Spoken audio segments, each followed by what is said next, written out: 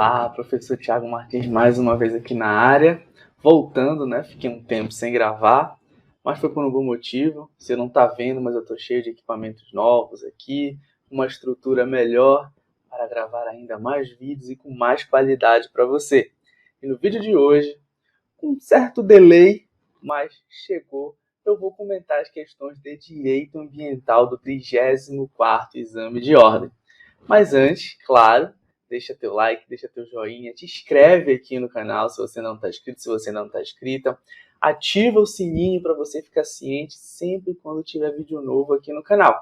E eu também quero te fazer um convite, quero te convidar a conhecer o novo projeto que eu também faço parte, que é o canal do YouTube e o podcast Direito Ambiental na Prática. Um projeto super legal que visa debater o direito ambiental com enfoque prático, como o próprio nome já diz, uma ideia que foi construída, germinada lá com os meus amigos Cláudio Farenzena, Advan Zanchetti, me convidaram para fazer parte, a gente modulou ali, a gente estruturou o projeto e ele já está rodando. O link está aqui embaixo, conheça o canal no YouTube e o podcast Direito Ambiental na Prática, vai ser uma honra ter você ali como nosso espectador ou como nosso ouvinte, porque também é um podcast que está nos principais agregadores de podcast disponíveis na internet. Tranquilo? Então vamos lá. Vamos aqui conversar sobre as duas questões de direito ambiental do 34º exame de ordem. Duas questões de cunho fácil para médio. Eu sempre não digo que as questões são muito fáceis quando elas exigem do examinando, principalmente do OABeiro, conhecimento estrito da lei seca, porque o OABeiro ali, em regra, é um recém-graduado, veio ali da faculdade, e na faculdade a gente não tem nessa cultura e esse treinamento de estudar por lei seca, de conhecer a lei seca. Geralmente nós estudamos mais por doutrina, jurisprudência, e a gente só utiliza a lei nos momentos mais específicos. Não temos esse costume de estudar a lei seca, de usar a lei seca como elemento, como instrumento de fato de estudo principal, geralmente auxiliar. Isso é o que mais ocorre dentro da graduação e isso acaba reverberando em 99%, 95% a 99% ali das pessoas que vão fazer o exame de ordem. É a primeira prova em âmbito mais robusto em que eles são examinados. Então, quando uma questão exige o estrito conhecimento da lei dentro do exame de ordem, eu nunca considero ela de cunho fácil.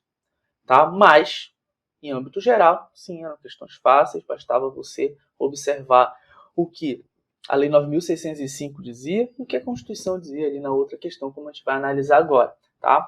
E aí eu faço aqui uma crítica, né, à FGV nesse caso, vários outros temas pujantes a serem cobrados, muitas questões borbulhando, né, enquanto novidade dentro do direito ambiental, e aí cobra-se temas que, enfim, temas ali que não sejam importantes, mas que poderiam ali, para duas questões do exame, poderiam ter sido cobrados outros temas ainda mais relevantes. Mas vamos lá, vamos ao que interessa.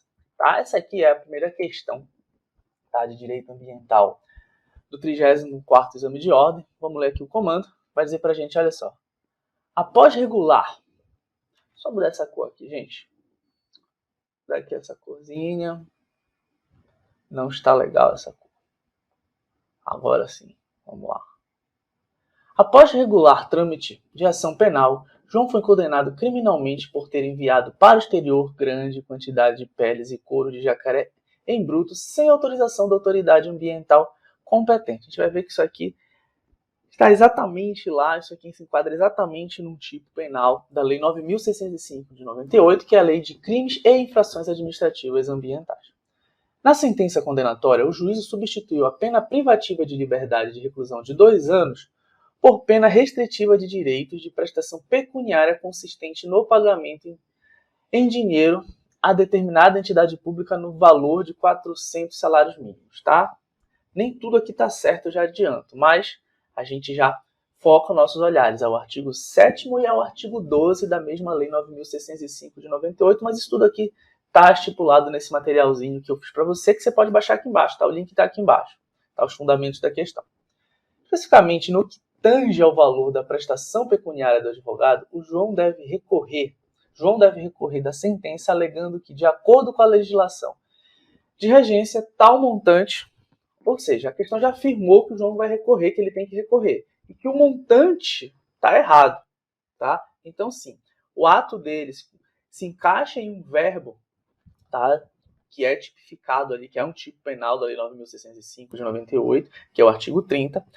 O artigo 7º permite a substituição da pena restritiva de liberdade por uma penalidade, por uma pena restritiva de direito, tá? E a gente vai ver aqui que o artigo 7º diz. E também o artigo 12 vai estabelecer um limiar dentro desse montante. Não pode ser menos do que um determinado valor e não pode ser maior do que um determinado valor, como a gente vai ver já nesse momento no artigo 12. Tá? Vamos só analisar aqui as alternativas. Olhem só. Deve consistir em 40 salários mínimos, sendo vedada a dedução do valor pago de eventual multa administrativa a que João for condenado, não. Essa dedução ela não vem da multa administrativa, e sim da reparação civil do dano ambiental que ele tenha causado. Tá? Então essa aqui já está errada, tá? Em vários aspectos, pelo valor e pelo final dela, porque não é multa administrativa.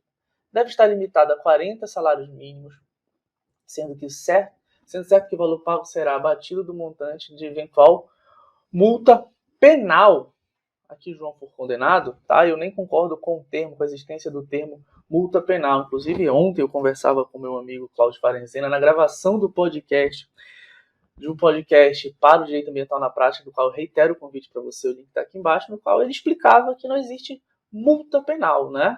Não existe multa na esfera penal ambiental. É uma pena, tá? Uma pena pecuniária. Multa existe lá na esfera administrativa. Não pode ser superior a 60 salários mínimos, sendo vedada a dedução do valor pago de eventual multa civil a que João for condenado. Nem o próprio termo multa civil está tecnicamente correto dentro da minha concepção. Tá? Mas não é isso aqui o erro. O erro, de fato, é que não é este valor, tá? Que não é este valor aqui, tá? Mas a dedução vai ser em cima da reparação civil, tá? Em cima da reparação civil, mas não multa civil. Esse termo não é adequado. E a letra D, que é a correta, olha só. Não pode ser inferior a um salário mínimo, nem superior a 360 salários mínimos, tá? Tem um limiar, não pode ser menor que um salário mínimo, nem superior a 360 salários mínimos. Isso aqui é o próprio texto do artigo 12 da Lei 9.605, sendo certo que o valor pago será deduzido do montante de eventual reparação civil a que João for condenado. Tá? Então vai haver essa comunicação aí, tá? Dentro da condenação na esfera penal, tá? E da decisão relativa, tá? Relativa a uma reparação que João terá que fazer ao meio ambiente em âmbito civil. Percebo que ele não estipula nenhum tipo de comunicação aqui com a esfera administrativa. Olha só aqui, gente. Olha só aqui, gente, o fundamento da questão, como eu já falei para você, o gabarito é a letra D, tá? O fundamento da questão, olha o artigo 30 da Lei 9.605, tá? De 98, não sei porque apareceu 0987 aqui, tá? É de 98, tá? Olhem só. Exportar para o exterior peles e couro de anfíbios, répteis em bruto, sem autorização da autoridade ambiental competente, foi exatamente o que ele fez. Qual é a pena? Reclusão de 1 a 3 anos. Então, olhem só aqui. Com este fato aqui, a gente já anexa, a gente já traz o artigo 7º para a gente. Olha, as penas restritivas de direitos são autônomas e substituem as privativas de liberdade quando? Então, eu posso ter uma pena privativa de liberdade substituída por uma pena restritiva de direito. Claro, o juiz vai fazer essa análise de quando isso será possível, tá? Ó, quando tratar-se de crime culposo ou for aplicada pena privativa de liberdade inferior a 4 anos. Qual foi o caso aqui da nossa questão, tá? A condenação do João foi de 2 anos, uma privação de liberdade de 2 anos. Então, pode haver aqui a substituição, tá, da pena restritiva de direito, da pena privativa de liberdade por uma restritiva de direito. Só que onde está o problema na nossa questão? Como nós vimos, o valor, tá, da condenação pecuniária está em 400 salários mínimos, a lei não prevê. Ela traz um limiar, que não é inferior a um salário mínimo, nem superior a 360, como está no artigo 12. Olha só. A prestação pecuniária consiste no pagamento em dinheiro à vítima ou à entidade pública ou privada com fim social de importância fixada pelo juiz, não inferior a um salário mínimo, nem superior a 360 salários mínimos. Ou seja, o examinador pegou aqui essa parte do texto e colocou lá na questão. o valor pago será deduzido do montante de eventual reparação civil quando for condenado. Ó, nem cita sequer ali, fala em multa civil, é reparação civil, igualzinho como está lá no texto, lembrando que não existe, né, esse termo não é propriamente técnico adequado, multa penal, né, é uma pena pecuniária, multa é uma sanção, tá, em âmbito administrativo após transcorrido o processo ambiental sancionatório, processo administrativo ambiental sancionatório. Entendido? Tranquilo? Vamos lá, vamos continuar. A segunda questão, tá, do 34º exame de ordem, em direito ambiental, ela traz o seguinte, olha só. A Constituição da República dispõe que são reconhecidos aos índios sua organização social, costumes, línguas, crenças, tradições e os direitos originários sobre as suas terras que tradicionalmente ocupam. A gente sabe que isso está na Constituição, sim. Tá? Do ponto de vista histórico e cultural, percebe-se que a comunidade indígena está intimamente ligada ao meio ambiente, inclusive colaborando em sua defesa e preservação. Neste contexto, de acordo com o texto constitucional, a pesquisa e lavra de riquezas minerais em terras indígenas. Aí vamos lá, gente, é mais uma vez o texto constitucional. Quais são os textos constitucionais que a gente precisava aqui? Tá? Por óbvio que o artigo 231 da Constituição, cumulado com o artigo 49, tá? Lá da Constituição. Então, olha só, o que a gente vai ter aqui, ó? Vai falar das competências ali do Congresso Nacional. Então, só podem ser efetivadas com autorização de todos os órgãos que integram o CISNAMA, Sistema Nacional do Meio Ambiente, na forma da lei, não. Isso aqui não envolve o CISNAMA nessa autorização de fato, tá?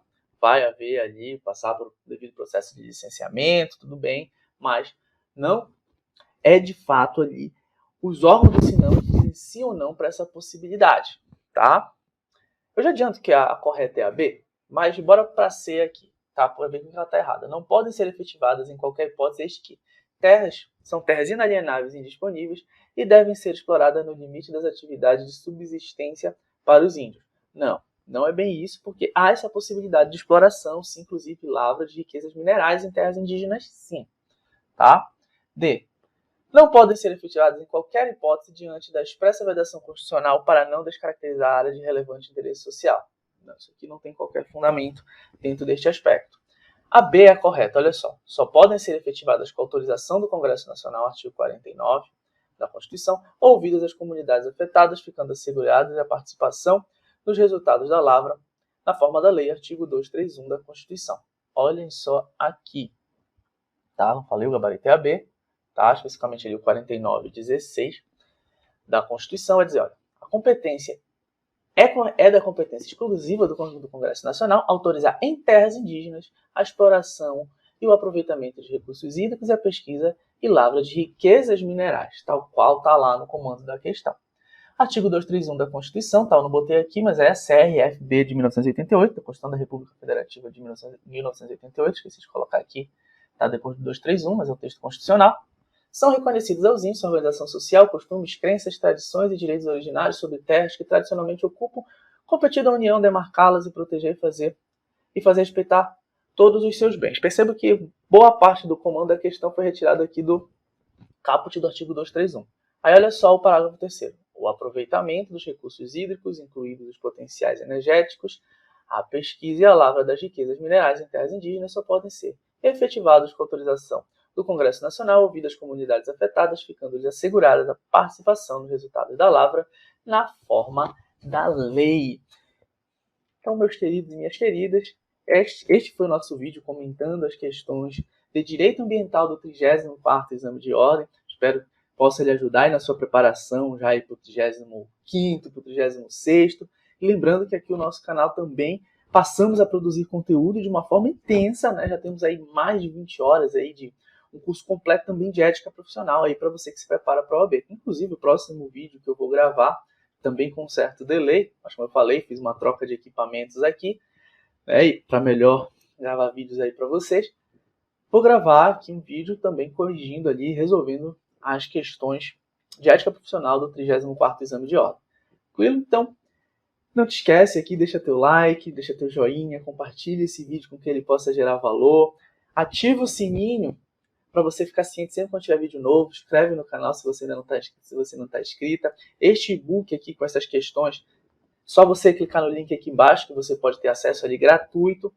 Também não deixe de acessar, tá? O site, o link aqui do canal também, canal e podcast, super projeto idealizado ali pelo meu amigo Claudio Farenzena, pelo meu amigo Edivan Zanchetti, inclusive são meus chefes no escritório que eu trabalho. Idealizado e fundado por mim também, Direito Ambiental na Prática, no qual onde nós debatemos, nós conversamos o direito ambiental dentro de um cunho mais prático, por óbvio. Então não deixe de conhecer se você tem interesse em atuar na área. Só clicar, o link também está aqui embaixo. Gente, ó, beijo do professor Thiago Martins, até o nosso próximo vídeo.